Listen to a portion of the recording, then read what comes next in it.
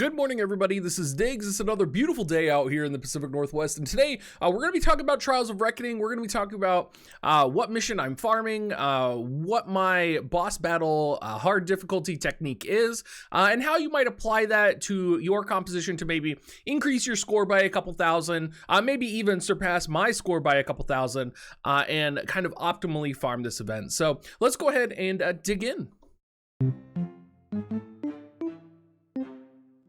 First off, everyone, I do have to point out here that my total score is 666. So I'm feeling a little devilish today, everybody. In terms of what I've been farming, I have mostly been farming hard 3.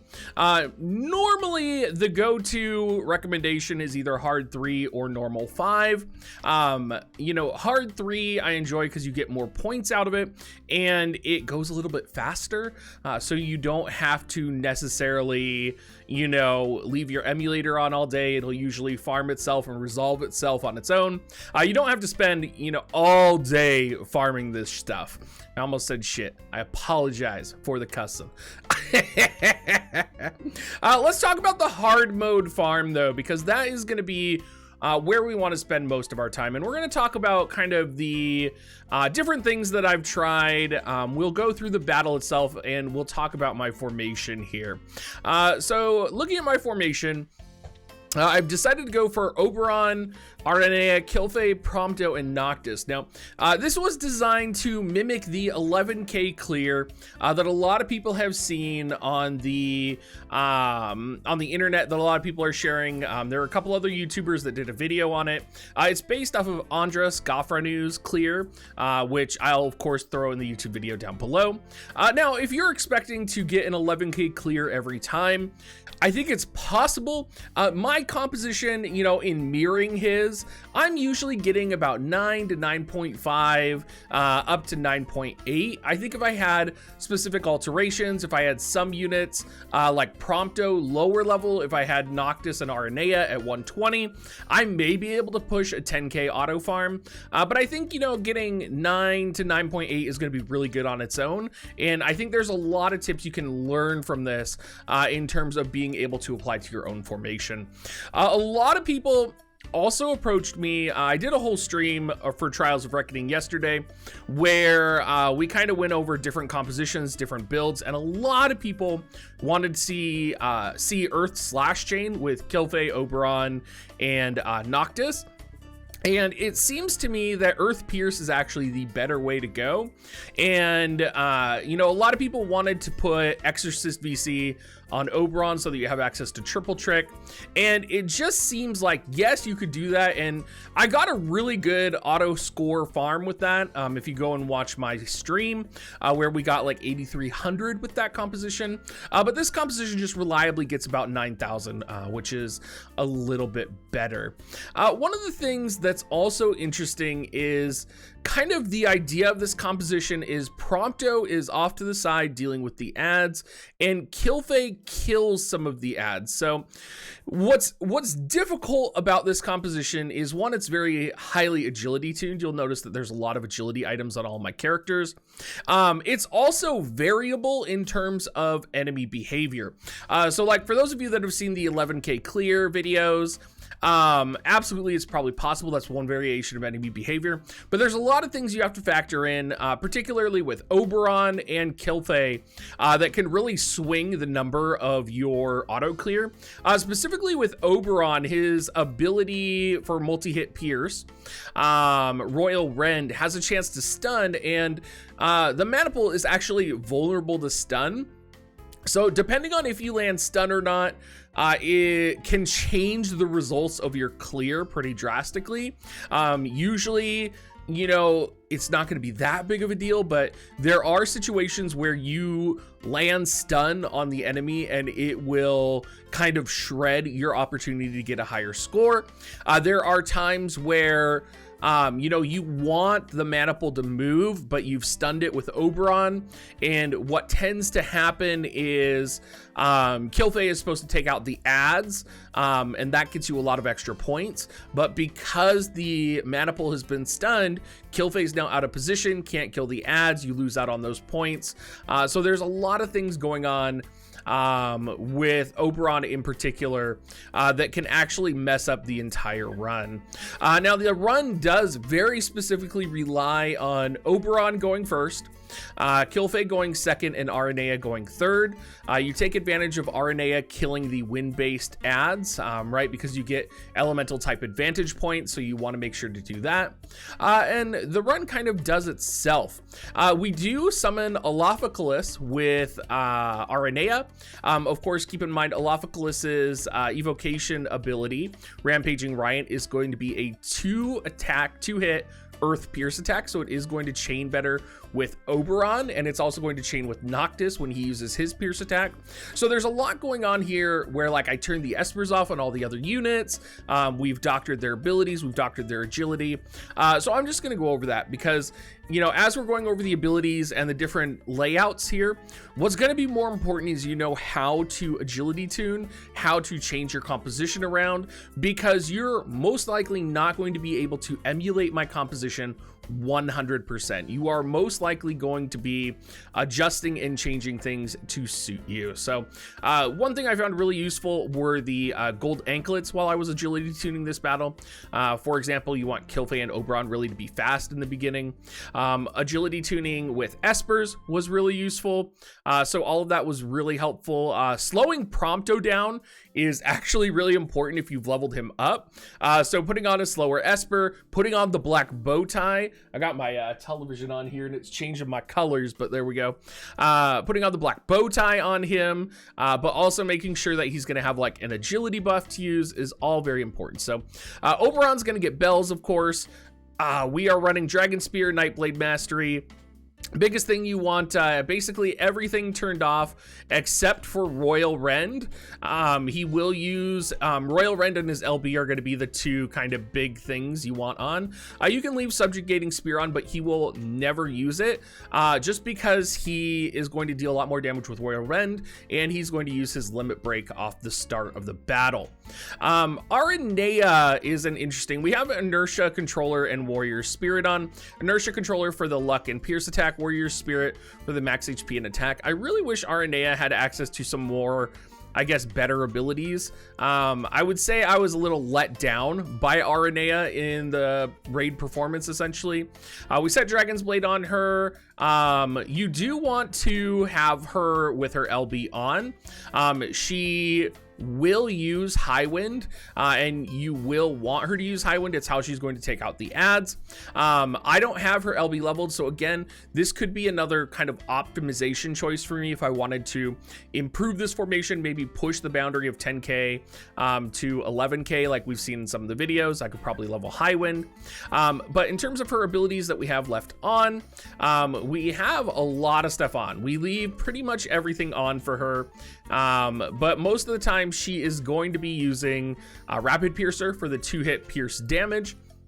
Kilfei, again, most people are gonna run Spellblade. I run Spellblade with my Kilfei, but everything is turned off except for Winged Staff and Taunting Spell. So she is going to be, you know, you have to have Taunting Spell as the only ability turned on, otherwise she might prioritize Energy Blaster, which you do not want to do. We have Prompto. The biggest thing with Prompto, you can leave everything else on, but you need to turn off, come find it here, Gravisphere. Now you may think, well, it's better if Prompto kills both of the adds at once, but it's actually not, because Prompto, if he kills both of the adds at once, is going to start shooting and ruining your chain on the Maniple. So you actually need to turn Gravisphere off. You can leave everything else on, take off his range plus, you know, turn off his limit break, just have him go in, and you'll see he's just going to be off to the right side, dealing with the adds, doing what Prompto does. Noctis is very awkward and weird here. I actually have Lionheart equipped on him, but I mean, might not be the best decision. He has his own TMR. We have Odin on him just for the agility. You need to set Shikuchi. Shikuchi is very important, heir to the throne. In terms of his kit, you need to turn everything off except for Skyhammer, which is his Pierce ability, and Power of the True King. These are going to be the two abilities that he's going to use and that are going to be really important for him because we are doing a Earth Pierce chain composition. If you're running an Earth Slash chain, you're probably going to use his primary job sub Prince of Noctis triple slash ability. Again, I was able to get an 8300 auto. I'm sure people are going to be able to push, you know, like a 10k auto from that. I just found that doing this method was easier for me, and this is kind of what I wanted to do since the beginning. That made sense for my composition because I don't have farm, and I think a lot of people don't have farm, so this is kind of what I was looking for. So let's go ahead and run this.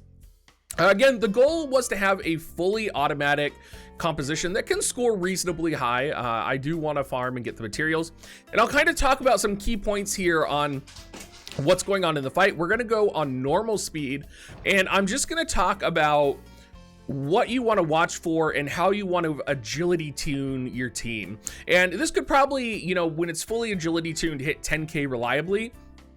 But first off, you need Oberon. I'm going to turn the audio off there. You need Oberon and Kilfei to go first. Kilfei is going to be casting her movement buff. You should be getting all of the AP buffs right now. Noctis needs to move first before Prompto, very important. Just because what you're going to find is affinity bonuses for agility are going to screw you over because you might be leveling that up, so keep that in mind. Robot's going to move forward. You're going to want Oberon to use his LB to take out these two ads over here on the left side, or he's going to take out an ad and the machine. So Oberon's LB is now lowering all elemental resistances on Maniple. Kilfei is going to use Shadow Flare. Now, this is really important that you have Shadow Flare turned on. It's going to lower area resistance for Maniple, and then RNA is going to come forward and high wind the ads and high wind Maniple to lower Pierce resistance. Noctis is going to use his second buff and come up here from behind to get ready to go ahead and Pierce chain. This is important, is that Prompto takes action immediately after the wolves move, and he's just going to start single targeting him down. Otherwise, your other units are going to drift over here to the right side. Cactars are going to stay up there. This is where the first Royal Wren can kind of stun or potentially cause problems for you. It did not, and of course, it looks like everything's going to be working fine. Kilfei is going to move over here. Now, this is very important that Kilfei moves over here and uses Taunting Spell, because this is key for her to kill the ads. It's a very key moment for her in order to kill the ads here. Noctis now is going to come in and start chaining Skyhammer.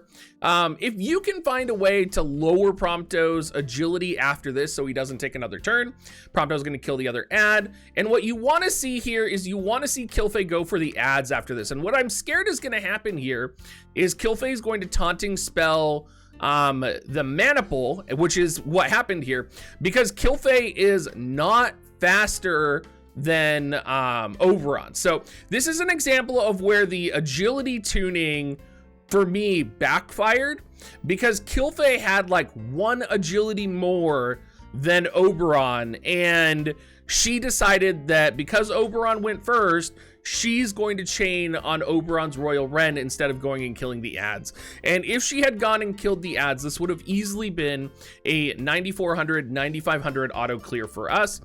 So we're going to go back and look at our formation real quick, just so you guys know what I'm doing, what I'm planning, and how it's going to work. And we want to lower Oberon's agility by 1, or we want to lower or raise Kilfei's agility by 1. And it's very finicky, this relationship between Oberon and Kilfei here, because it's difficult to pull off. And I think a good way to do it would be with like Titan here. So you can see he has Titan on for agility 15. What I might want to do is I might want to farm Resonance before I do this again with another Esper, like maybe Golem. Let's go see Golem. Golem has 12 agility. Maybe another Esper that has like 14 agility. Because you don't want to, like RNA has 93. Oberon has 101 right now. So Oberon has a healthy lead over Aranea. He has a healthy lead over Kilfe, but he basically has too much of a lead right now. So we need to get him to the 97, 96 agility range, fine tune him just that little bit more, and we're going to be able to get that reliable 9400, 9600 clear composition. Anyway, everybody, I hope this video was helpful for you. I hope showing you guys what I'm working on and what I'm kind of working with is going to help you guys in some way. I hope this shows you how you should be setting up your teams for Trials of Reckoning. I am going to go ahead and put the link to the original Japanese video of the 11K clear. Again, I do think that's very dependent though on whether you're landing stun or other things in your kit that may land on the opponent. And I hope you guys are able to maybe reliably pull it off, that you can get, you know, 10K, 11K. There's some people who have been making Earth Slash work, which is absolutely possible. And I think it's a very good route to go as well. You just kind of have to know how, like, when to take off the bonus VC, when to not take off the bonus VC, and how to work from there. So anyway, everybody, thank you so much. If you do want to support me, you can use my affiliate link, dig.gs/coins. You can subscribe to me, you can become a YouTube member, or you can use a super chat comment down below. And have a great rest of your day, everybody.